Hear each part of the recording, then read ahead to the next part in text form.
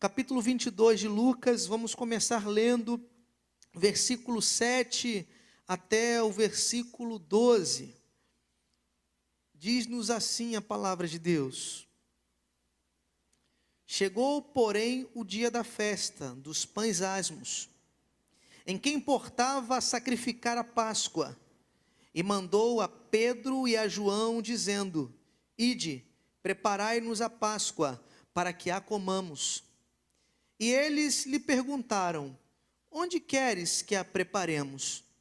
E ele lhes disse: Eis que quando entrardes na cidade, encontrareis um homem levando um cântaro de água. Segui-o até a casa em que ele entrar. E direis ao pai de família da casa: O mestre te diz: Onde está o aposento em que hei de comer a Páscoa com os meus discípulos? Então ele vos mostrará um grande cenáculo mobiliado. Aí fazei os preparativos. Jesus fala aos seus discípulos que ele comeria a última ceia com eles. Ele diz aos discípulos: nós vamos cear, nós vamos participar de uma ceia, nós vamos jantar junto. Olha, é algo muito especial. Afinal de contas, era a última vez que Jesus se reunia com os seus discípulos, com os seus amigos, com a sua igreja. E esse foi o evento que Jesus escolheu, cear com eles. Esse evento é de suma importância desde os primórdios da igreja. Era a última vez que Jesus tinha a oportunidade de estar socialmente com os seus amigos, com os seus discípulos, com a sua igreja. E a reunião que ele escolheu, o evento que ele escolheu foi a Santa Ceia, a ceia, no qual nos dá ordens e ordenanças de como celebrar a ceia. É uma reunião extremamente importante para a igreja do Senhor, e por isso desde sempre nós ouvimos e aprendemos que Santa Ceia é reunião que não se falta, a não ser que tenhamos um problema muito grande, muito grave. Por isso a reunião de Santa Ceia nós sempre, como assembleamos, respeitamos e viemos, estamos juntos. Mas tinha uma coisa muito importante aqui que me chama a atenção. Era algo importante, era algo grandioso, era algo que Jesus havia preparado, já conjecturado a participar com os seus discípulos. Última reunião social.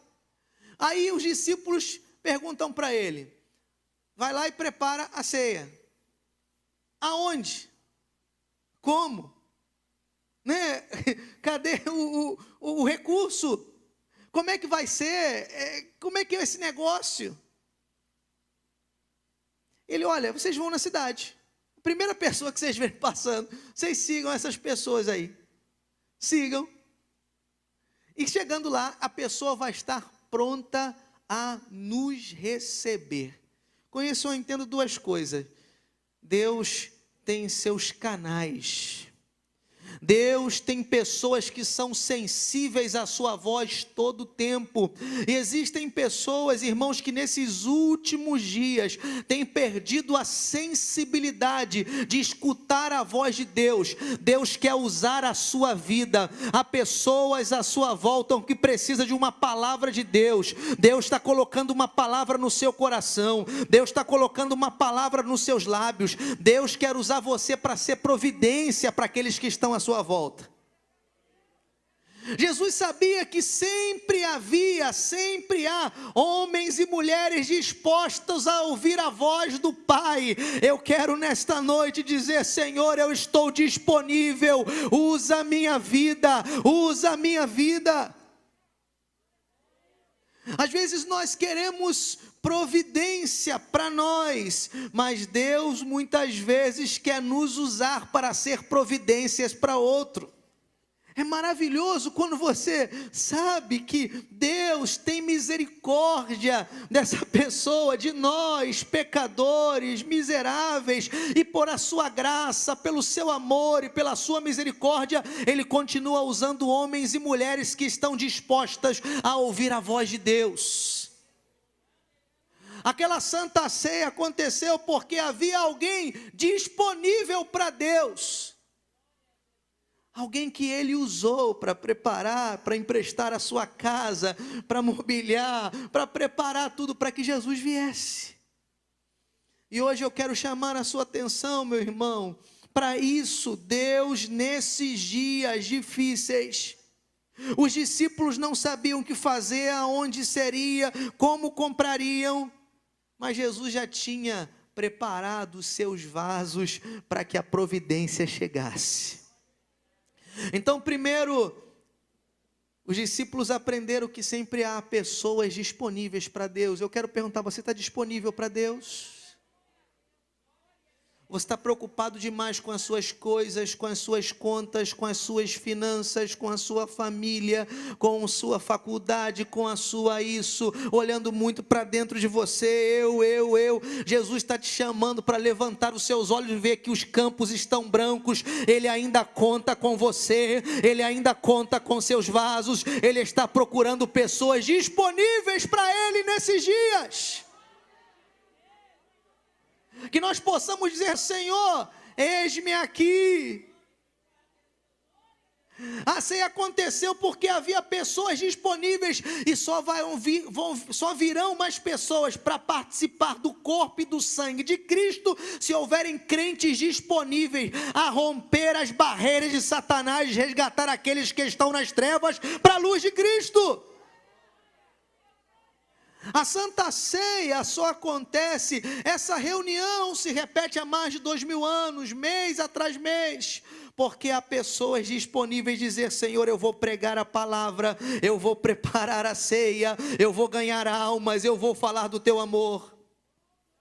Então que nós possamos estar atentos a Deus e ser sensíveis à sua voz, sensíveis à sua voz. Às vezes estamos tão imbuídos com nossos problemas que nos esquecemos que há pessoas que sofrem mais que nós. Eu aprendi uma coisa, meus irmãos: pastor, e os meus problemas e dificuldades? Eu sou um ser humano, óbvio que todos nós temos problemas e dificuldades, mas eu aprendi uma coisa, tenho aprendido ao longo desses anos que a gente tem servido ao Senhor. Quando você cuida das coisas de Deus, Deus cuida das suas coisas. Quando você abençoa os pequeninos de Deus, Deus abençoa a sua vida. É impossível você ser um canal de bênçãos e não ter bênçãos para a sua vida. Eu não quero só bênçãos, eu quero ser uma bênção, porque afinal de contas o que o Senhor chamou quando chama Abraão foi: Abraão, sê tu uma bênção. Esteja disponível para Deus. Que você possa fazer a Santa Ceia acontecer na vida de outras pessoas também. Então, com isso eu aprendo: Deus é um Deus de providência. Deus vai prover para você, mas Deus algumas vezes quer usar você para prover para os outros. Deus é um Deus que provê e que nos usa para prover para outros. Primeira lição. A segunda lição está em Lucas 22. Vamos ler versículo 15 ao 20. Primeira lição é provisão. Deus é um Deus que provê. A segunda lição é: Deus é um Deus de comunhão. O partir do pão, o comer, a refeição na Bíblia Sagrada, ela traz alusão à comunhão. Jesus, ele quis ter comunhão, expressar essa comunhão na ceia. Mesmo sabendo das adversidades que o esperavam, ele participou da ceia. Muitas vezes, por qualquer situação, por qualquer problema, nós abandonamos ou deixamos esta reunião de suma importância. Então não deixe de participar da ceia do Senhor, para que você seja fortalecido pelo Senhor. Participe para que você tenha parte com Ele e Ele tenha com você. Irmãos, para ter comunhão com Deus, é preciso amor, sujeição, santificação e tempo. Amor a Deus sobre todas as coisas. Sujeitar a Deus, sujeitar a vontade de Deus. Lá em João 14, 21, diz o seguinte: aquele que tem os meus mandamentos e os guarda, este é o que me ama. E aquele que me ama será amado do meu Pai, e eu também o amarei e me manifestarei a ele. A palavra de Deus nos diz que devemos seguir a paz com todos e a santificação, sem a qual ninguém verá o Senhor. Mais do que nunca não podemos flertar com o mundo e com o pecado, porque brevemente a trombeta soará e Jesus voltará para levar para si um povo seu, zeloso de boas obras, um povo que tem lavado as suas vestes no sangue do Cordeiro, um povo que deixou esse mundo para trás, que tomou a sua cruz e decidiu seguir a Jesus.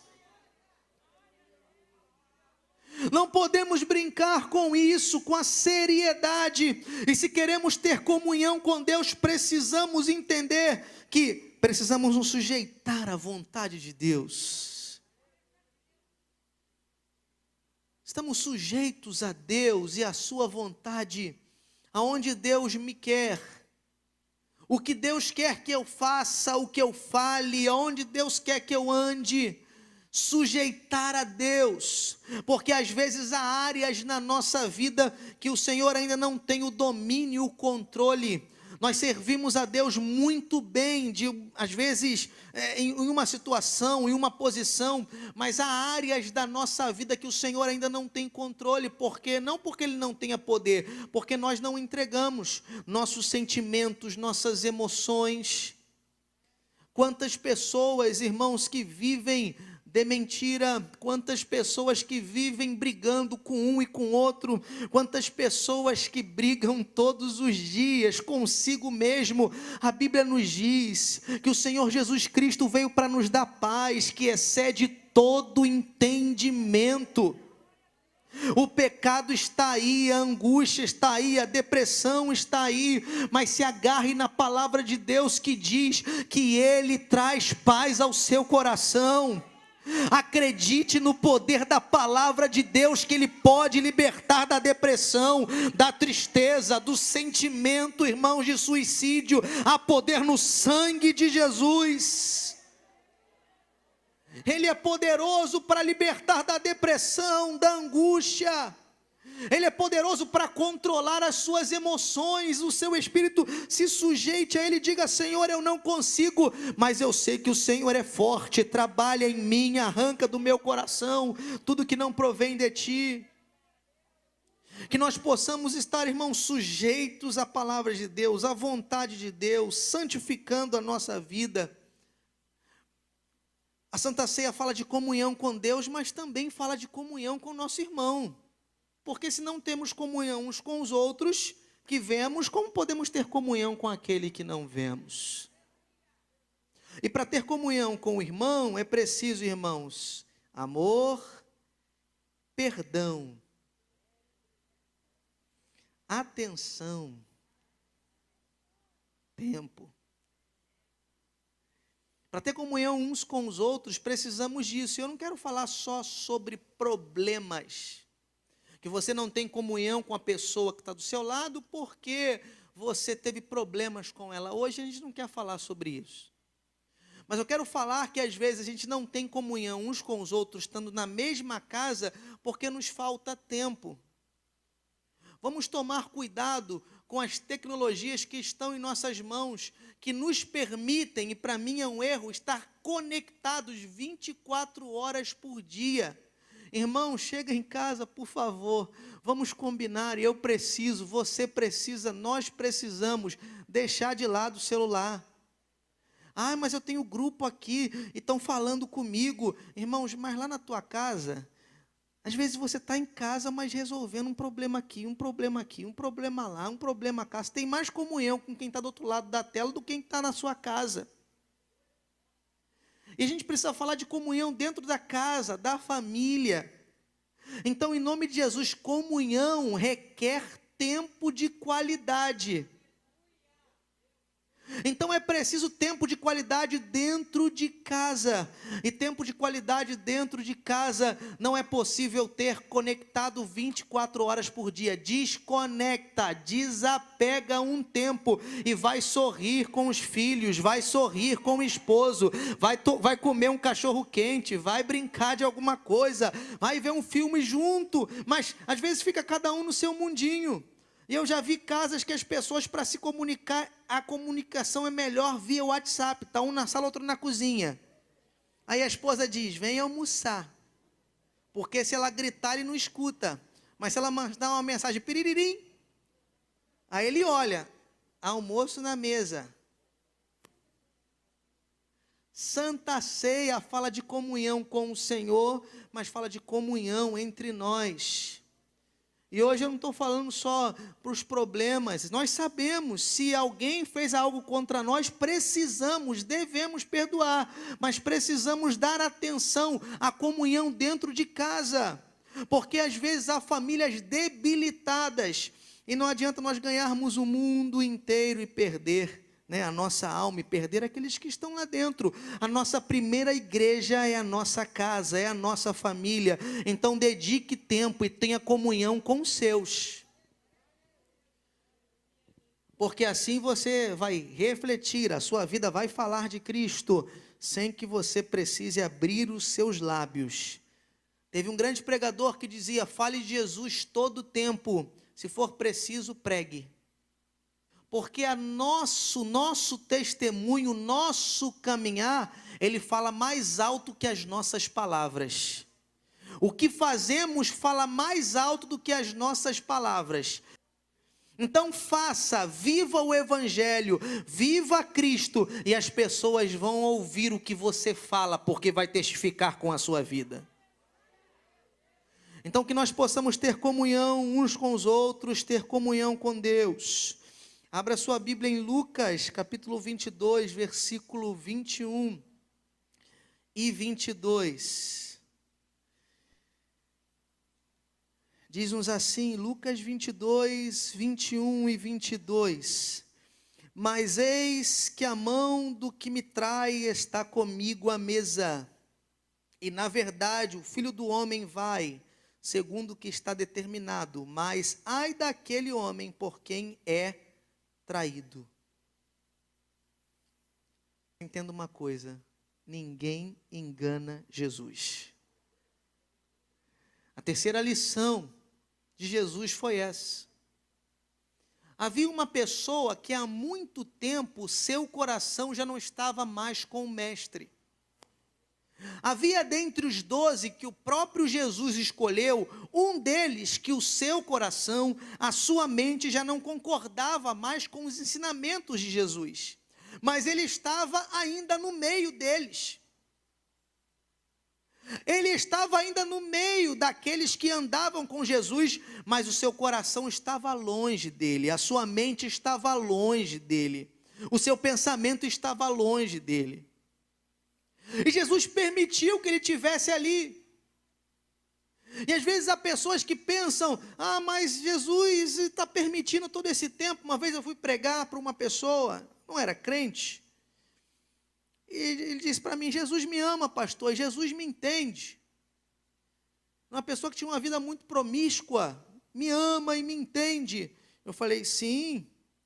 E por que você diz isso? Ele, porque eu tenho tudo, olha, eu tenho isso, eu tenho aquilo, eu tenho aquilo, eu tenho aquilo. Eu falei, meu filho, isso não quer dizer nada. Porque você pode ganhar o mundo inteiro e perder a sua alma. E de que valia tem tudo isso? Porque tudo isso fica para trás. Então apenas bênçãos financeiras ou bênçãos nessa vida não significa dizer que você está com seu passaporte carimbado, porque não é pelas obras, mas é pela fé em Jesus Cristo. E aqueles que têm posto os seus olhos em Jesus, a sua fé em Jesus, eles são fiéis a Deus e abandonam este mundo. Mas há pessoas que pensam, passa o tempo, não, eu vou ficar aqui, ninguém vai saber, ninguém vai estar, ninguém vai ver. A Jesus ninguém engana, a Jesus, para ele ninguém mente. Então se há alguma coisa que você precisa confessar, procure rápido a sua liderança e confesse, e deixe para trás, porque a Bíblia diz o seguinte, irmãos: aquele que confessa os seus pecados e os deixa, alcançará misericórdia. Se está andando na casa de Deus, meio aqui, meio ali, é tempo de se consertar, é tempo de entrar no prumo de Jesus, porque Ele está avisando a sua igreja: igreja, eu estou às portas. E aquele que é santo, santifique-se ainda mais. Vamos escolher a vida e vamos abraçar a vida e abandonar este mundo e esse mundo de pecado e andar com Jesus. A Santa Ceia, o Senhor nos ensina isso. Ninguém engana Jesus. Eu quero que você abra sua Bíblia, vá comigo em Lucas 22, 24 a 27. Lucas 22, 24 a 27. E houve também entre eles contenda sobre qual deles precisa ser o maior. Deles parecia ser o maior. E ele lhes disse: os reis dos gentios dominam sobre eles, e os que têm autoridade sobre eles são chamados benfeitores. Mas não fareis vós assim, antes o maior entre vós seja o menor, e quem governa como quem serve. Pois qual é maior? Quem está à mesa, ou quem serve? Porventura não é quem está à mesa? Eu, porém, entre vós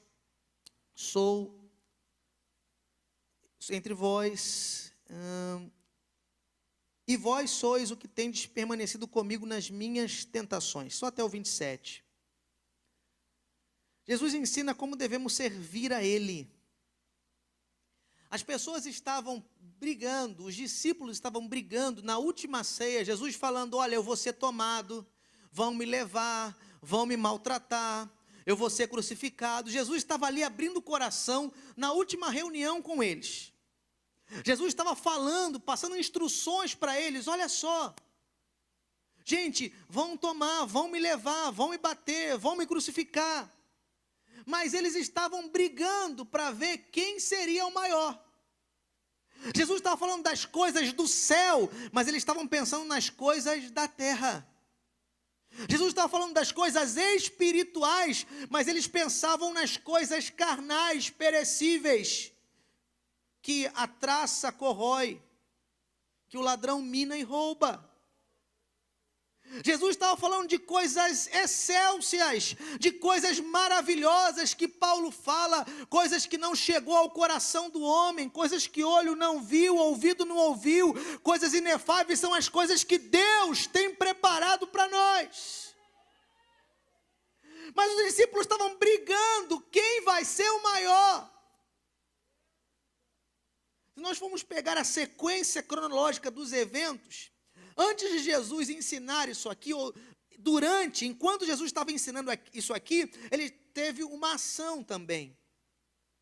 Se nós pegarmos a ordem cronológica desses fatos aqui, os historiadores, os teólogos dizem que Jesus, quando eles estavam discutindo entre si para quem seria o maior, Jesus se retira, vai até alguma parte da casa, pega uma bacia com água, cinge-se de uma toalha, vem até eles, senta-se aos pés deles, aqueles que diziam quem vai ser o maior, quem vai sentar à direita, quem vai sentar à esquerda, quem vai ter isso, quem vai ter aquilo. Jesus, ouvindo a conversa deles, pega a bacia e começa a lavar os pés, de um por um. Vocês estão preocupados quem vai ser o maior? Quem vai ter isso? Quem vai ter aquilo? O reino de Deus não é isso, não. Paulo vai dizer que o reino de Deus não é comida nem bebida, mas justiça e paz e alegria no Espírito Santo.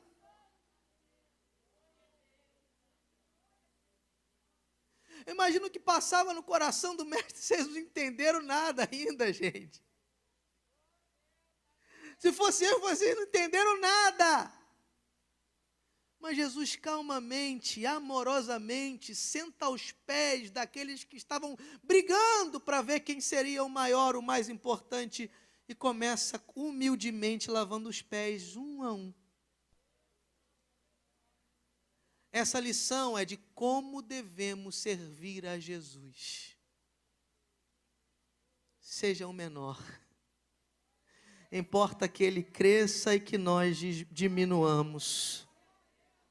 Como devemos servir a Jesus? Humildemente, tendo os outros como superiores a nós.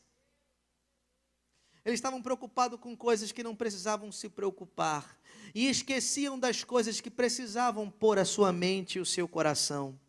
Que nesta noite a sua mente e o seu coração esteja no reino de Deus. Que a nossa mente e o nosso coração se volte para as coisas espirituais, se volte para o céu, é o lugar para onde vamos, se volte para os dons espirituais, dizendo: Senhor, nesses últimos dias me usa, eu quero ser sensível à sua voz, eu quero ser um instrumento nas tuas mãos, Jesus, usa a minha vida.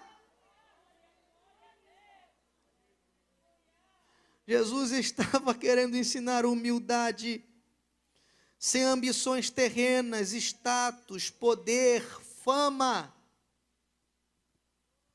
Fama, nada disso. Deus usa pessoas, irmãos, que o mundo não conhece, que o mundo nunca ouviu falar. Mas naquele grande dia, nós teremos muitas surpresas, quando o Senhor me disser: vinde bendito de meu Pai, porque tive fome, me deste de comer, tive sede, me deste de beber, tive enfermo, tive preso, me visitaste. Quando, Senhor, nós fizemos isso? Quando fizesse algum daqueles pequeninos. Essas pessoas não tinham fama, essas pessoas não tinham conhecimento na terra, mas elas eram conhecidas no céu.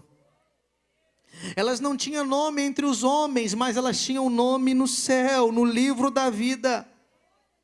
Mas a mesma passagem que fala disso, eu vejo homens famosos, cheios de status e poder. Senhor, mas nós não profetizamos em seu nome, não curamos em seu nome, não fizemos isso em seu nome. Apartai-vos de mim, malditos, fazedores de iniquidade, porque não vos conheço. Enquanto há uns que reclamam o que fizeram, procurando fama, ou simplesmente entendendo que tinham fama, essas pessoas não eram conhecidas. Mas aqueles que eram desconhecidos, pensaram que não faziam nada. Deus estava vendo, Deus está vendo o seu trabalho, Deus está vendo as suas lágrimas, Deus está vendo o seu serviço, Deus está vendo o que você faz. Então continue sendo instrumento de Deus na sua humildade, porque Deus te exaltará. Essa é a exaltação do Senhor, não como os homens pensam, mas como Ele quer. E Ele ensinou na última ceia humildade, e os discípulos estavam pensando em fama, poder e status. Que essas coisas sejam borradas da nossa mente e do nosso coração, e saber que é o Senhor quem faz, como quer, quando quer. Que não corramos atrás disso. Se Deus em algum momento da nossa existência quiser nos colocar em algum lugar, Ele vai nos colocar para a glória dEle. Mas que jamais venhamos perseguir isso, que persigamos fazer a vontade de Deus e fazer o seu nome conhecido. Que seja o sentir do nosso coração, que seja o sentir da nossa mente. Capítulo 22, eu vou correr, versículo 31 ao 34. Disse também o Senhor a Simão: Simão, eis que Satanás vos pediu para vos cirandar como trigo. Mas eu roguei por ti para que a tua fé não desfaleça. E tu, quando te converteres, confirma teus irmãos. E ele disse: Senhor, estou pronto a ir contigo até a prisão e a morte. Mas ele disse: digo-te, Pedro, que não cantará hoje o galo antes que 3 vezes negue que me conheces. Uma realidade daqueles que servem ao Senhor com fidelidade é que eles serão provados, tentados. Nós estamos em uma guerra constante. A nossa luta não é contra carne nem sangue, mas contra principados e potestades. Aqueles que estão buscando fazer a vontade de Deus, eles vão ser confrontados por Satanás. Mas eu tenho uma boa notícia: maior é o que está em nós do que o que está no mundo. E as portas do inferno não prevalecerão contra a igreja do Senhor. Onde está a igreja do Senhor? Onde está a eleita do Senhor? Nós somos a igreja do Senhor. O diabo vai tentar, mas ele vai cair. Porque a palavra de Deus nos diz: sujeitai-vos a Deus, resisti ao diabo, e ele fugirá de vós. Ele fugirá de vós. Há uma luta que é travada no mundo espiritual, mas não preocupe o seu coração, porque aquele que tem as mãos furadas prometeu que estaria contigo todos os dias, até a consumação dos séculos. Se preocupe em santificar a sua vida, a resistir às setas do maligno, a se sujeitar a Deus e a viver em comunhão com Ele, porque um crente que vive debaixo da comunhão com Deus, o diabo não pode tocar, o inimigo não pode, porque a unção de Deus está sobre ele. A unção de Deus está sobre a sua vida, meu irmão. Se sujeite a Deus, resista ao diabo, e ele vai fugir de você. Ele vai fugir de você. Eu termino. Só mais 2 conselhos de Jesus. Capítulo 22, versículo 39 ao 46. Fala da oração de Jesus. Não precisa ler. Marca aí e lê na sua casa. Jesus no Getsêmani. Em meio às noites mais escuras, aos dias mais sombrios, devemos orar. Está pertinho dele ser entregue. Ele está em profundo sofrimento. Jesus chorou, sofreu, se angustiou, sim. Mas neste momento de angústia, nesse momento de aflição, nesse momento de dor, o que ele fez foi orar. Não devemos abandonar a oração. Quanto mais estiver doendo, mais seus joelhos devem dobrar. Quanto mais a dor apertar, mais dobre os seus joelhos, porque nós vencemos de joelhos, nós vencemos na oração, porque na oração nós tocamos o coração de Deus. E é um coração quebrantado e contrito, o Senhor, meus irmãos e irmãs, não resiste. Então clama, clama, clama e clama, porque a resposta vem de Deus. Ele não abandona os seus, ele responde à oração. Levanto os meus olhos para os montes, de onde me virá o socorro. Às vezes no meio da aflição eu esqueço de buscar o Senhor. Eu lembro do remédio, eu lembro do banco, eu lembro do amigo, mas eu esqueço. Se eu dobrar os meus joelhos, o Senhor pode operar uma cura maravilhosa, o Senhor pode operar uma providência maravilhosa. Então busque antes de qualquer coisa o Senhor. Jesus foi orar. Vamos orar, crentes. Vamos buscar ao Senhor, igreja, mais do que nunca, porque é na oração que nós seremos fortalecidos e venceremos. Jesus nos ensina a orar. Parece chover no molhado, mas às vezes a gente esquece no meio da aflição e da dor.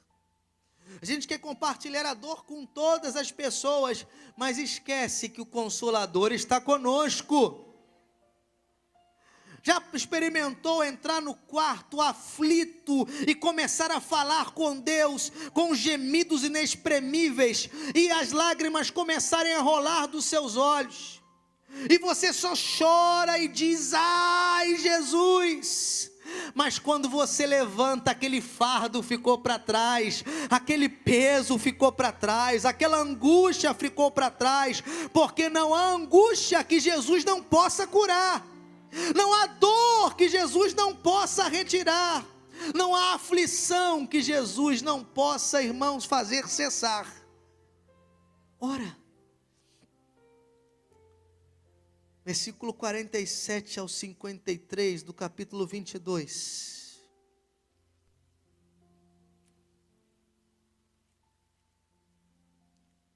O Senhor é mestre nessas coisas. 47 ao 53 do capítulo 22. Diz assim: estando ele ainda a falar, surgiu uma multidão, e um dos 12, que se chamava Judas, ia diante dela, e chegou-se a Jesus para o beijar. E Jesus lhe disse: Judas, com um beijo traz o Filho do Homem. E vendo os que estavam com ele o que ia suceder, disseram-lhe: Senhor, feriremos a espada? E um deles feriu o servo do sumo sacerdote, cortou-lhe a orelha direita. E respondeu Jesus e disse: deixai-os, basta. E tocando a orelha, o curou. E disse Jesus aos principais dos sacerdotes e capitães do templo e anciões que tinham ido contra ele: saís com espadas e porretes como para deter um salteador. Tenho estado todos os dias convosco no templo e não estendestes mão contra mim, mas essa é a vossa hora e o poder das trevas. As pessoas foram manietar Jesus, prendê-lo. Seus discípulos quiseram pagar mal por mal e ser humano mais que nunca. E durante toda essa noite, Jesus está dando lições a eles, uma atrás da outra. Humildade, provisão, comunhão, santificação. É a noite, a última noite, é a prova final. Está tomando lições uma atrás da outra. E uma das últimas é essa: perdoa quem te faz mal. Ora por quem fala mal de você. Deixa para lá. Os discípulos, mais que humanos, pegaram uma espada e cortaram a orelha. Mas Jesus vai lá e restaura a sorte daquele homem, não pagando mal com mal. E lá em Romanos diz: não pagueis mal com mal, né? Não devemos pagar. Jesus perdoa e restaura a história daquelas pessoas. Que o nosso coração possa ser um coração perdoador e restaurador. Restaurar aquilo que está ruim na sua vida, o Senhor pode restaurar. Restaurar pessoas que estão em caminhos tortuosos, Deus quer usar você para restaurar. Jesus restaurou a sorte daquele homem. E Jesus quer usar a nós como igreja para restaurar a sorte das pessoas. Pessoas sem esperança, sem sonhos, sem projeções para a sua vida, desesperadas. Era como se encontrava aquele servo sem orelha. Mas Jesus foi lá e restaurou, sem se importar com o que fariam com ele. Que o nosso sentimento seja o mesmo que houve em Jesus. Recapitulando, Jesus nos ensina a comunhão. Ninguém engana Jesus. Jesus é aquele que provê e quer nos usar para prover para outras pessoas. Devemos servir a Jesus humildemente. Temos uma luta contra o inferno, mas somos mais que vencedores. Em meio às noites mais escuras, devemos buscar ao Senhor. E o Senhor nos chamou para restaurar e perdoar, custe o que custar.